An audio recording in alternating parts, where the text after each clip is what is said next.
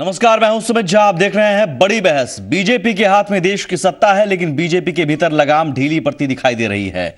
बिहार में हार हासिल करने के बाद बीजेपी जो कुछ भी हासिल की है उसे वो गंवाती दिख रही है।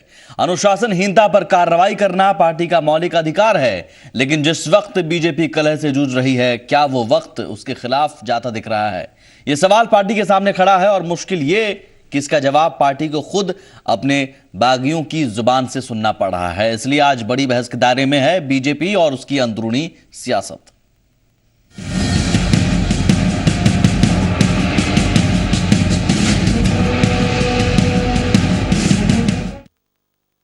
बीजेपी ने मुनाजिर हसन के बाद कीर्ति आजाद को भी बाहर का रास्ता दिखा दिया है। हालांकि पार्टी के अंदर बागियों की फहरिस्त अभी भी लंबी है और चुनौती सिर्फ बिहार की पार्टी इकाई के ही सामने नहीं है, बल्कि केंद्र की मोदी सरकार को इन सब के बीच अपनी नीतियों को सही ठहराने की भी चुनौती है। जो लोग भ्रष्टाचार के खिलाफ बात कर रहे हैं, उनकी हौसला अफजाई होनी चाहिए, उनका समर्थन होना चाहिए, ना कि उन पर किसी किस्म की प्रतिक्रिया या किसी किस्म का एक्शन होने से फिर रिएक्शन होता है। कई बार एक्शन रिएक्शन के चक्कर में मामला बूमरैंग करता है। बगावती तेवर अख्तियार कर चुके शत्रुघ्न सिन्हा की सलाह मानने के बजाय बीजेपी आला कमान ने उल्टा रवैया अख्तियार कर लिया। मुनाजिर हसन के बाद पार्टी ने कीर्ति आजाद का विकेट गिरा दिया है। अरुण जेटली पर कीर्ति का हमला बोलना पार्टी को गवारा नहीं लगा।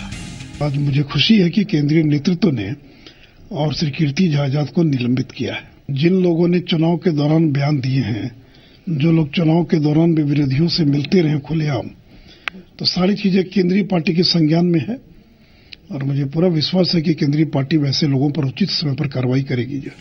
दरअसल बिहार हार के बाद बिहार में पार्टी की एकजुटता छिन्न भिन्न हो चुकी है। पार्टी आला कमान के खिलाफ बोलना नाराज नेताओं के लिए आसान हो गया है। मसलन मुनाजिर हसन पार्टी से निकलने के बाद और भी तल्ख हो गए हैं। पार्टी तो नपुंसक लोगों की पार्टी है।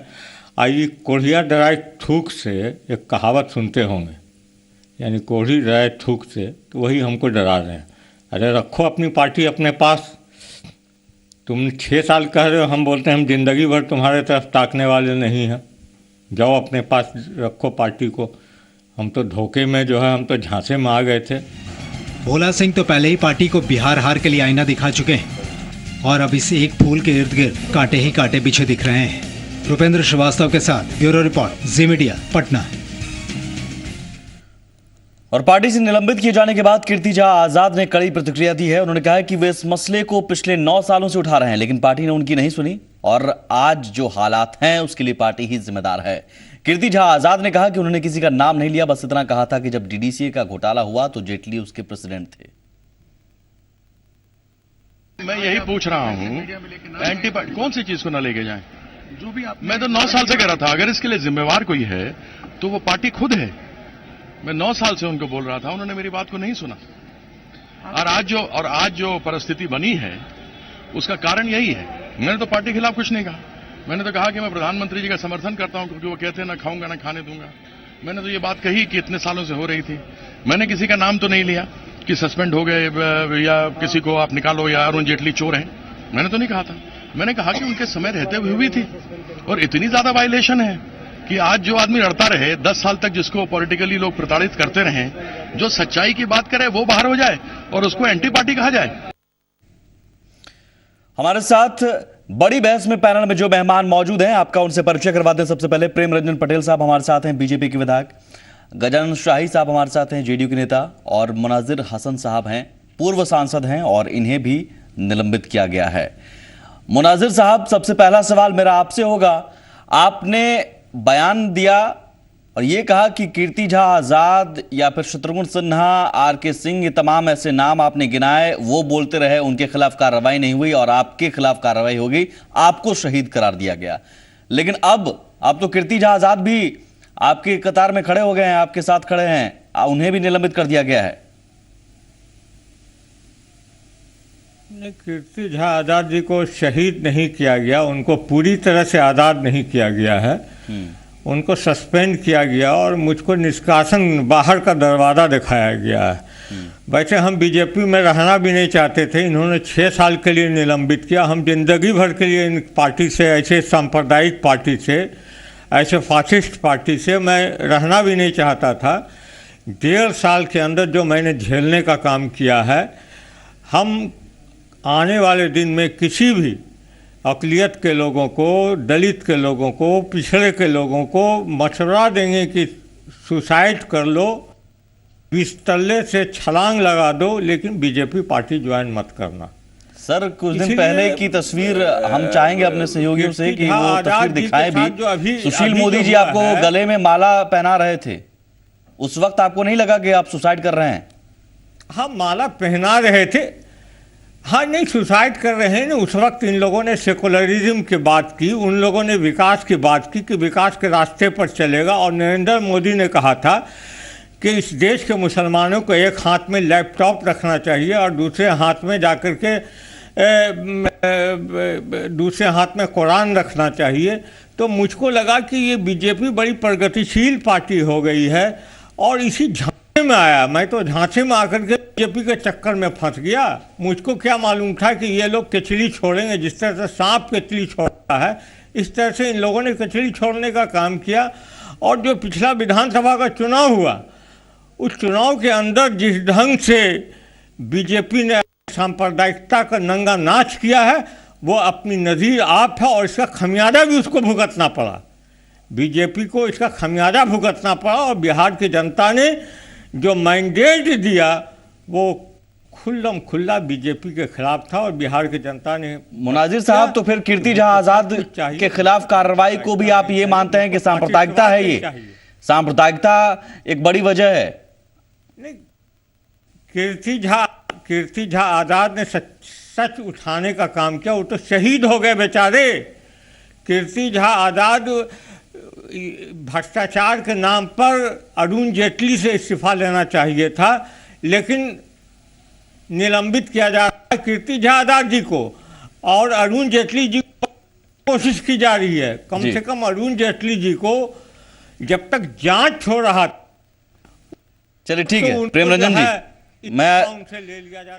मुनाजिर साहब के तमाम बातों को ये सुनकर एक बात तय है कि बीजेपी पर बहुत बड़ा आरोप, बहुत संगीन आरोप प्रेमरंजन जी, और जो उपमा दिया जा रहा है सांप के चुले या फिर जिस तरह की भाषा, मेरे ख्याल से बीजेपी को इसके बारे में ठोसपूर्ण जवाब देना नहीं, मुनाजिर जी जिस भाषा का प्रयोग कर रहे हैं, जब पार्टी में आए थे, जिस दिन पार्टी ज्वाइन किए थे, उन्होंने कहा था कि भारतीय जनता पार्टी से अच्छी पार्टी, भारतीय जनता पार्टी से बढ़िया पार्टी। वो कह रहे हैं झांसे में आपने ले लिया। झांसे में इनको समझ में नहीं आ रहा है। भारतीय जनता पार्टी कोई 2 दिन की पार्टी है, इतनी बड़ी पार्टी है, इतने दिनों से है। इनका खुद का वजूद समाप्त हो गया था, उसके बाद भारतीय जनता पार्टी में आकर के अपना वजूद खोजने के लिए आए थे, लेकिन भारतीय जनता पार्टी में आप उनके वजूद को बचाने के लिए माला पहना रहे थे, तब भारतीय जनता पार्टी को गाली। तो आप उनके वजूद को जब कोई अंगूर के लिए इच्छा प्रेमरंजन जी आप उनके वजूद को बचाने के लिए माला पहना रहे थे। खट्टे हैं, वही जो है से मुनाजिर जी आज बोल रहे हैं। सर, अगर मुनाजिर साहब को आप माला पहना रहे थे, तस्वीर हम दिखा रहे हैं। रंजन जी, मैं चुनाव हार के नहीं आया हूं, मैं चुनाव हार के नहीं आया हूं। मैंने 4 विधानसभाओं का चुनाव जीतने का काम किया, लोकसभा का चुनाव जीतने का काम किया, और मैंने कहा कि भागलपुर चुनाव नहीं लड़ूंगा आदरणीय नीतीश जी। आप मेरा वजूद, अपना वजूद देख क्या है। चलिए सर, आपकी आवाज में थोड़ी दिक्कत आ रही है। पार्टी में आप भारतीय जनता पार्टी में आए, मुनाजिर साहब मैं आता हूं, लेकिन प्रेमरंजन जी के करने से आप स्वयं अपनी मर्जी से भारतीय जनता पार्टी में आए। प्रेमरंजन जी, उसके बाद बहुत जल्द इतने दिनों में ही भारतीय जनता पार्टी के ऊपर इतने बड़े बड़े आरोप लगा रहे हैं, तो मुझे नहीं लगता है कि आप जो है से। प्रेमरंजन जी, सवाल सिर्फ मुनाजिर साहब का तो नहीं है। कीर्ति झा आजाद, शत्रुघ्न सिन्हा, भोला सिंह, नाम गिनाते चले आपके लिए, या फिर आप खुद जानते हैं? नहीं, देखिए, अचानक सबको लगने लगा? नहीं, अचानक नहीं लगने लगा। कीर्ति आजाद जी का मामला दूसरा है, उन्होंने पार्टी के ऊपर नहीं, उनका जो है से सीधा जो भारतीय जनता पार्टी के वरिष्ठ नेता हैं अरुण जेटली जी, भारत सरकार के वित्त मंत्री हैं, उनको उन्होंने कटघरे में खड़ने का काम किया। तो आप पार्टी से निकाल देंगे? कोई तथ्य नहीं है, कोई सत्यता नहीं है, कहीं कुछ नहीं है, बिना जांच करवाए, बगैर जांच के आप देख सकते हैं। वहां जब सरकार, भारत सरकार अपने जो ऐसे स्टेडियम का निर्माण नहीं, उसका मरम्मत 900 करोड़ में कराता है, 600 करोड़ में कराता है, और अरुण जेटली जी के कारण 114 करोड़ में 42,000 लोगों के बैठने का नए स्टेडियम का निर्माण होता है। उसमें भ्रष्टाचार कहाँ है? भ्रष्टाचार, अगर राजनीतिक प्रतिद्वंदता है दिल्ली में रहने के कारण, आपने तय कर लिया करप्शन नहीं है। आप हमारे पार्टी के इतने बड़े नेता प्रेम रंजन जी, आपने तय कर लिया करप्शन नहीं है, बिना आपने तय कर लिया करप्शन नहीं है, चलिए ठीक है। नहीं, करप्शन नहीं है, हाँ। ये मिली भगत है दूसरे लोगों से, हमारे विरोधियों से मिल करके, और पार्टी को कौन कौन मिले हैं? कौन कौन मिले हैं? आपकी पार्टी के नेता कौन कौन मिले हैं? कीर्ति आजाद मिले हैं, कीर्ति आजाद जी का है, ठीक है सर, मैं 4 चेहरे में गिनवा रहा हूं, घड़े में किया है प्रेम रंजन जी, नेता को कटघरे मैं में 4 चेहरे गिनवा रहा हूं, कौन कौन लोग मिले हैं बता दीजिए। शत्रुघ्न सिन्हा साहब भी मिले हैं, उनके खिलाफ भी कार्रवाई करेंगे? देखिए, पार्टी का ये हमारा राष्ट्रीय नेतृत्व है, भोला सिंह जी के खिलाफ भी कार्रवाई करेंगे आप? नेतृत्व है, और हर बात का हमारे पार्टी के जो राष्ट्रीय नेता है, वहां भी टीम है, संसदीय बोर्ड है, वो फैसला लेती है, और निश्चित रूप से समय आने पर जो उचित होगा वह फैसला जिस प्रकार से लिया गया है, जरूर जो है आगे जो है आवश्यकता पड़ेगी तो लिया जाएगा। मेरे ख्याल से क्या ये एक विरोधियों के लिए बहुत बेहतर मौका है? पार्टी अगर अंदरूनी कलह से जूझ रही है बीजेपी, और कोई भी पार्टी जूझती है, तो विरोधियों को एक बेहतर मौका मिल जाता है। एक कहावत भी है कि अगर पड़ोसी के घर में कुछ झगड़ा हो तो पड़ोसियों को लुत्फ उठाने में मजा आता है। नहीं, पड़ोसियों को लुत्फ उठाने में जरूर मजा आता है, लेकिन साथ साथ अगर उसमें पानी डाल के बुझ जाए तो ज्यादा खुशी महसूस होता है। आप पानी डालने का काम करेंगे? हमें जरूरत नहीं है, हमने इन्हें कहा कि हम पानी डालेंगे। हाँ। डाल ले तो अच्छी बात है, लेकिन जहां तक इन सब चर्चाओं का विषय है, ये तो होता ही रहता है, हर दल में होता है, कोई नई बात नहीं है, और ये होनी भी चाहिए, ये होनी भी चाहिए ये सब चीज। पार्टी में अगर आप हैं तो पार्टी के लिए वफादार रहिए, नेता के लिए वफादार रहिए, न कि अपने लिए। तो ये आप बीजेपी की कार्रवाई को इसका मतलब नहीं, हम सभी दल की कार्रवाई को कहते हैं, हम कोई बीजेपी के स्पोक्समैन के ऐसे से नहीं बोल रहे हैं। बीजेपी की कार्रवाई को आप सही ठहरा रहे हैं? नहीं, सभी दल की कार्रवाई को हम इसे सराहा रहे हैं कि होनी चाहिए, होता है तो अच्छा है। नहीं, लेकिन जेडीयू के प्रवक्ता अजय आलोक साहब, नीरज कुमार जी और तमाम उन विरोधियों का बयान आया है, हम चाहेंगे वो बयान भी हमारे सहयोगी आपको सुनवाएं। वो कह रहे हैं कि ये तो बीजेपी के अंदर ऐसी स्थिति है कि अगर आप पीछे चलो तो ठीक, नहीं चलो तो आपको बाहर निकाल दिया जाएगा। बीजेपी के अंदर स्थिति ऐसी है, आपको लगता है क्या? देखिए, ये उनकी सोच है, और उनकी सोच को हम नहीं कह रहे। जेडीयू के प्रवक्ता वो भी हैं, और आप भी नहीं, हम प्रवक्ता के हैसियत से नहीं बोल रहे हैं, जेडीयू के प्रतिनिधि के तौर पर यहाँ पर मौजूद हैं। हम अपना विचार रख रहे हैं कि ये जो है प्रक्रिया, आप पार्टी के प्रतिनिधि के तौर पर यहाँ हाँ, ये पार्टी के प्रति, ये किसी भी दल में अगर आपके दल के भीतर के लोग अगर इस तरह का हरकत करते हैं तो उन पर अनुशासित कार्रवाई होनी चाहिए। किस तरह? किसी भी तरह, जो पार्टी उचित समझे। नहीं तो अरुण जेटली साहब के खिलाफ अगर कीर्ति आजाद ने आरोप लगाए तो वो गलत थे? वो भी सही था, अगर लगाया है तो उसको होनी चाहिए। अगर अरुण जेटली, दोनों बातें कह रहे हैं सर, आप दोनों बातें कह रहे हैं। हमने क्या कहा? हाँ। हमने यही कहा ना कि अगर कीर्ति झा जी ये कह रहे अरुण जेटली का नाम लेके, जैसा उन्होंने यहां पर नहीं कहा है, उन्होंने किसी का नाम नहीं लिया, उन्होंने वो सिर्फ कहा है कि यहां अनियमितता हुई है, बस। अगर वो कहते हैं तो होनी चाहिए, उनकी पार्टी का कानूनी मैटर है, होना चाहिए। तो ये कार्रवाई गलत थी या सही सर कीर्ति आजाद के खिलाफ?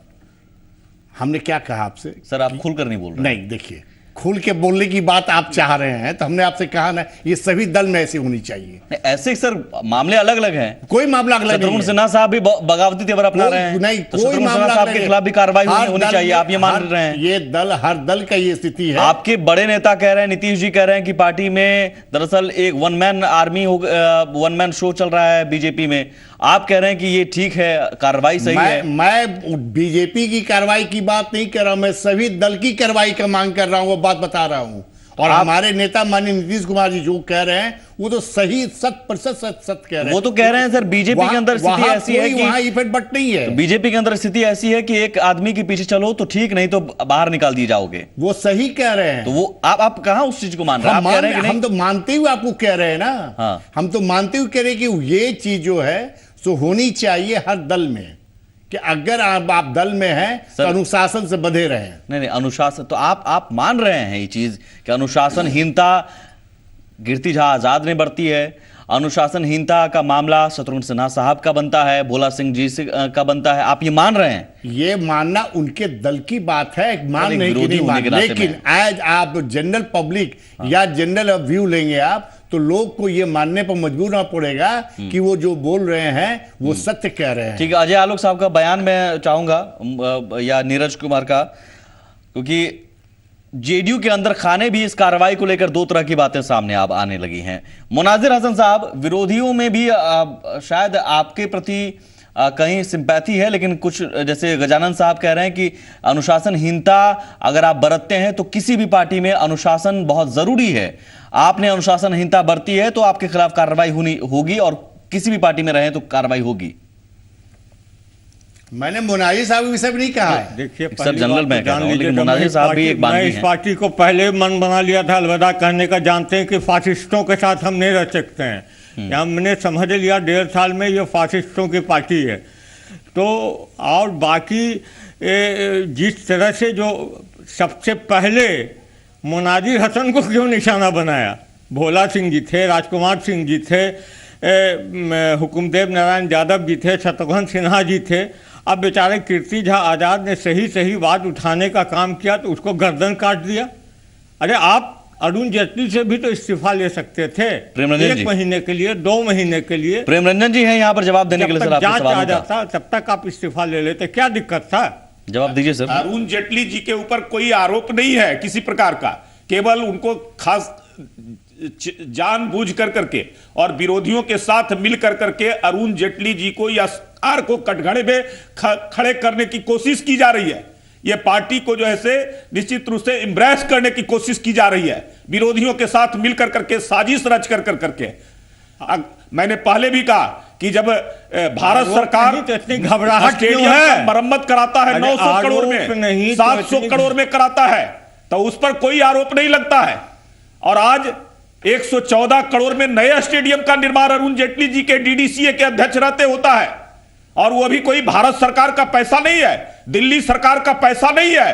अरुण जेटली जी का वो डीडीसीए के अध्यक्ष रहते और उद्योगपतियों से और पैसा ला करके उन्होंने उसका निर्माण करवाया है, और उसमें कहीं कोई घोटाला नहीं हुआ है, कहीं कोई गड़बड़ी नहीं हुआ है। ये केवल आपस के झगड़े या कहें कि आप लोग विरोधियों से मिलकर बीजेपी के खिलाफ साजिश रच रहे हैं, ये आरोप है। सरकार को कटघरे में खड़ा करना ये कहीं से उचित नहीं है। इसके कारण पार्टी को कटघरे में खड़े करने के कारण आज जैसे उनके ऊपर कीर्ति झा आजाद के ऊपर कार्रवाई किया गया। हाँ बताइए सर। हाँ भाई, तो बताइए तो इतनी घबराहट क्यों है? पूछिए पटेल जी से, इतनी घबराहट क्यों है? क्यों 6 बजे सुबह में छापा मारा जाता है अरविंद केजरीवाल के दफ्तर में? क्यों, कौन सी फाइल खंगालने की कोशिश कर रहे थे ये लोग?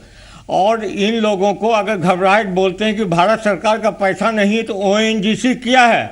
ओएनजीसी का जो 5 करोड़ रुपया आया, उस तरह से जो लोगों को हल्का हल्का करके सरकारी उपक्रमों से जो पैसा लिया गया, वो कौन सा पैसा है? इसका जवाब दें प्रेम रंजन जी। ने पहले भी एक पदाधिकारी का उसी मुख्यमंत्री सचिवालय के पदाधिकारी पर आपको सुन लिया जाए जरा। मुख्यमंत्री सचिवालय के पदाधिकारी को जब उसके ऊपर छापा पड़ा और गिरफ्तार किया गया, वही अरविंद केजरीवाल ने भ्रष्टाचार के खिलाफ उन्होंने स्वागत किया, उन्होंने कहा कि अच्छा काम हुआ है। और जब उनके आप सचिव या मुख्य सचिव जो है, उनके प्रिंसिपल सेक्रेटरी जो पहले से वहां शिक्षा विभाग में घोटाले और गड़बड़ी उनके ऊपर आरोप लगा हुआ था, उसकी जांच चल रही थी, और उसकी जांच में सीबीआई ने छापा मारा तो अरविंद केजरीवाल को प्रेमरंजन जी कौन सा अरविंद केजरीवाल का धन तो को प्रेमरंजन जी राजेंद्र कुमार छुपाए हुए हैं, जिसके घबराहट अरविंद केजरीवाल छोड़िए सर, प्रधानमंत्री पर उन्होंने हमला नहीं तो अरविंद केजरीवाल छोड़िए सर, आपके अपने कीर्ति झा आजाद तो आपके साथ रहे हैं, उन्होंने आप पर सवाल खड़ा किया तो कुछ तो बात होगी। मैं तो कह रहा उस बात को लेकर आप तथ्यपूर्ण जवाब देते, आप सीधे कार्रवाई करके और उन्हें निकाल दे रहे हैं, निलंबित कर दे रहे हैं, तो एक मैसेज तो जाएगा कि आप के खिलाफ अगर कोई बोले पार्टी में तो आप सीधे उसे बाहर का रास्ता दिखा देंगे। मैं तो कह रहा हूं कि उनके और ये इंटॉलरेंस का कहीं मामला नहीं बनता है क्या? तेजस्वी यादव कुछ कह रहे हैं, पार्टी के अंदर इंटॉलरेंस हो गया है, तेजस्वी यादव कह रहे हैं, सुन लेते हैं सर। देश में जिस हिसाब से असहिष्णुता की जो वारदात जो चल रही है, ये बीजेपी में भी अगर कोई अच्छी चीज़ों के लिए अगर कोई आवाज़ उठाता है, अगर ठीक है भ्रष्टाचार है, अगर इसमें कौन सी बड़ी बात है? अगर इसकी जांच हो जानी चाहिए थी, जांच के बाद सब पता चल जाना चाहिए था। लेकिन ये स्पष्ट है कि बीजेपी में जिस हिसाब का जो नेतृत्व जो मिला है और जिस हिसाब के जो प्रधानमंत्री जो हमारे देश को जो मिले हैं वो काफ़ी शासक की तरह वो अपनी कामों को निभाने का काम करते हैं और जिस हिसाब का जो बर्ताव है मेरे ख्याल से उनके एटीट्यूड को लेकर के मेरे ख्याल से वो ठीक नहीं है।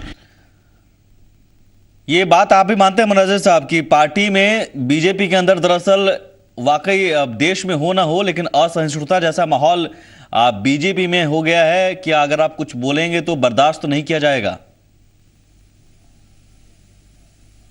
तेजस्वी यादव जी के बात से मैं 100% इत्तेफाक रखता हूं। और असहनशीलता की बात है तो असहनशीलता की बात तो सबसे पहले आडवाणी जी ने रखी थी, तो इन लोग को जरूरत है तो आडवाणी जी को निकाल के देखें ना, आडवाणी जी के पर क्या कार्रवाई किया? जेडीयू आपके लिए और कीर्ति झा आजाद साहब के लिए कह रही है कि आप लोग पहल करेंगे तो शायद रास्ता दिख सकता है। अजय आलोक साहब का बयान था, लेकिन मैं यहाँ गजानन जी मौजूद हैं, कुछ ऐसा आप स्वागत करने के लिए तैयार हैं सर? क्या मैंने मोनाली साहब तो हमारे पुराने ही सहयोगी रहे हैं हमेशा, इसमें कोई नई बात तो नहीं है मोनाली साहब के लिए, अगर वो आते हैं तो खुशी की बात है। मोनाली साहब आपको बुलाया जा रहा है, फिर से जाइएगा। सम्मान देने नहीं, जदयू ने मुझको सम्मान देने का काम किया है, लेकिन इसका मतलब नहीं कि मैं अभी बीजेपी को अलविदा कहा हुआ। मैं सोचूंगा, विचार करूंगा अपने साथियों से। मैं नीतीश कुमार जी का सम्मान करता हूं, इसमें कहीं कोई सर बीजेपी में शामिल हुए थे तो आप नीतीश कुमार जी को या किसी दूसरी पार्टी खूब कोस रहे थे। वो भी जो है सुना दीजिए।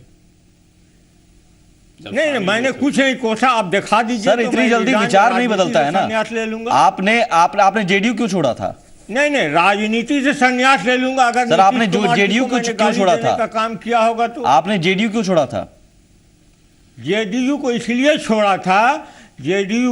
छोड़ा था हमने कि मेरी सीट को उन्होंने कम्युनिस्ट पार्टी को देने का काम किया था और मैं कह रहा था मैं भागलपुर नहीं लड़ूंगा। मुझको उस वक्त अपने पार्टी से इसलिए मतभेद हुआ, लेकिन मैं उसमें भी मैं नीतीश कुमार कल को फिर आप जिम्मेदार नहीं ठहरा रहा हूं। कल को फिर से आप मतभेद हो जाएगा, फिर से जेडीयू में जाएंगे तो फिर आप निकल जाइएगा, फिर बोलिएगा जेडीयू में हमारा सम्मान नहीं हुआ, फिर आप बाहर निकल जाइएगा। कहाँ बोल रहे हैं? मैं अभी मैं हर महीने 2 महीने 1.5 साल जैसे बीजेपी जैसे फासिस्ट पार्टी के साथ 1.5 साल बिता सकता हूं घुटन के साथ, और जब अंत हो गया तब मैंने छोड़ने का काम किया। तो जेडीयू और आरजेडी वगैरह तो सेकुलर पार्टी है और सेकुलर वो तो परमानेंट ठिकाना है, उसूलों की हमनवाई करता, उसको छोड़ने का काम है। वो तो मतलब अपना घर है। दिखा दीजिए आप कि मैंने नीतीश कुमार के खिलाफ, लालू प्रसाद यादव जी के खिलाफ, जो सेकुलर ताकतों के मुहाफिज हैं उनके खिलाफ बोलने का काम किया, तो दिखा दीजिए। सर छोड़ने का काम आपने किया तो बिना कुछ बोले तो आपने नहीं छोड़ा। आपने कहा सम्मान हमें नहीं मिला, सम्मान आपको नहीं मिला था तभी तो आपने नहीं। सम्मान का बात नहीं, मैं सम्मान की बात नहीं कर। सम्मान देखिए, सम्मान और अपमान को जिसने 3-3, 4-4 बार सम्मान देने का काम किया है वो। हाँ। और मैंने तो अपना 25 साल का कैरियर लेके बीजेपी के साथ इसलिए तो अपमान करने का काम किया। तो वही तो बात है सर कि आज अपमान बीजेपी में आपको लग रहा है प्रेमरंजन जी, लेकिन डंपिंग यार्ड है सर ये डंपिंग यार्ड है, लोग बीजेपी डंपिंग यार्ड है। नहीं, सुमित जी ढांचा दे करके लाती है और उसको डंप करती है। क्या बात कर रहे हैं? ये कोई पार्टी है क्या? ये तो नौटंकी पार्टी है, रामलीला पार्टी है। ये पार्टी है, ये खोखले नारे देने वाले, सांप्रदायिकता, समाज सुमित जी, जहर फैलाने वाले लोगों को पार्टी बोलते हैं। सुमित जी जरा सुन लिया जाए। इन्होंने स्वयं कहा, पहले ये आरजेडी में थे, राजद में थे, और वहां पता नहीं किस कारण से कौन सा मतभेद हुआ, क्या हुआ कि जदयू में चले गए। मैं प्रेमरंजन जी सुन लिया जाए जरा। देखिए जदयू ऐसे में अगर देखें तो बहुत सारे नेता हैं, से बेगूसराय से बहुत सारे नेता हैं, आपकी पार्टी में भी ऐसे नेता हैं। से चुनाव लड़वाया मुंगेर से, ये वह भी चुनाव हार गए। ये दल बदल राजनीति में इस कदर जड़ें जमा चुकी हैं कि हम बहस करने लगे तो बहुत सारे चेहरे आ जाएंगे। मेरा सवाल आपसे है कि बीजेपी प्रेमरंजन जी चला गया सर, प्रेमरंजन जी जहां मांग रहे थे नहीं मिला तो भारतीय जनता पार्टी में आए। सर ये पुरानी परंपरा है। प्रेमरंजन जी सर मेरा सवाल तो सुन लीजिए, पार्टी में नहीं मिला सर मेरा सवाल तो सुन लीजिए प्रेमरंजन जी। गाली बकने लगे साहब मेरा सवाल तो सुन लीजिए, शत्रुघ्न सिन्हा साहब के खिलाफ कार्रवाई करेंगे? नहीं, देखिए ये सब मामला केंद्रीय नेतृत्व का बनता है। ये केंद्रीय नेतृत्व तय करेगा, मुनाजिर जो हसन भी साहब कर को रहा आप तुरंत निलंबित कर रहे हैं, हर- कीर्ति आजाद जेटली पर सवाल खड़ा कर रहे हैं, तुरंत निलंबित कर रहे हैं, शत्रुघ्न सिन्हा भी तो उनका पक्ष ले रहे हैं। क्यों डर रही है फिर बीजेपी? नहीं, बीजेपी डरने वाली पार्टी थोड़ी है बीजेपी। केंद्रीय नेतृत्व शत्रुघ्न सिन्हा ने कोई आसाज नहीं किया, गजानन उन्होंने बात साहब, को रखा है। फाइनल लेकिन कमेंट जिस सर, प्रकार 30 से सेकंड, अरुण मैं जेटली बहुत जी कम के वक्त- खिलाफ अरुण आपने- जेटली जी को और सरकार को आपने ये कहा कि ये कार्रवाई सही भी है, लेकिन गलत कीर्ति आजाद ने गलत किया, अगर मना आपकी करने पार्टी के नेता बावजूद उनको ठहरा प्रेस रहे हैं तो किन कॉन्फ्रेंस मायनों में करने के गलत लिए है, अरविंद मैं समझना केजरीवाल चाहूंगा। के एक साथ सेकंड, मिलकर करके ठीक है सर, और पार्टी के खिलाफ सर करने फाइनल के लिए कमेंट्स, इसलिए कार्रवाई हुई। Gajanan ji final comment sir. अगर आप कह रहे हैं इसे सही, लेकिन आपकी पार्टी के नेता कह रहे हैं इसे गलत है, और ये उन लोगों के लिए सिंपैथी जता रहे हैं जिन्हें पार्टी से निकाला गया है, आपकी सिंपैथी नहीं है? हमारी संपत्ति है, लेकिन हमने क्या कहा वो अभी भी हम दोहरा रहे हैं। मेरा ये कहना है कि हर दल में अनुशासन होनी चाहिए। कोई भी व्यक्ति चलिए, ठीक हो, है। दल से अगर उल्टा जाता है तो उसे सजा मिलनी चाहिए। ये कांटे आपके लिए फूल बनकर साबित होंगे, मुझे लग रहा है कि विरोधियों के लिए फूल बनेंगे और बीजेपी के लिए कांटा है ही। बहुत शुक्रिया आप सभी का इस चर्चा में शामिल हुए। भारतीय मुनाजिर जनता साहब पार्टी फूल है और फूल आपका ही भी रहेगा। बहुत शुक्रिया, नमस्कार। कांटे निकल जाएंगे। हम तो चाहेंगे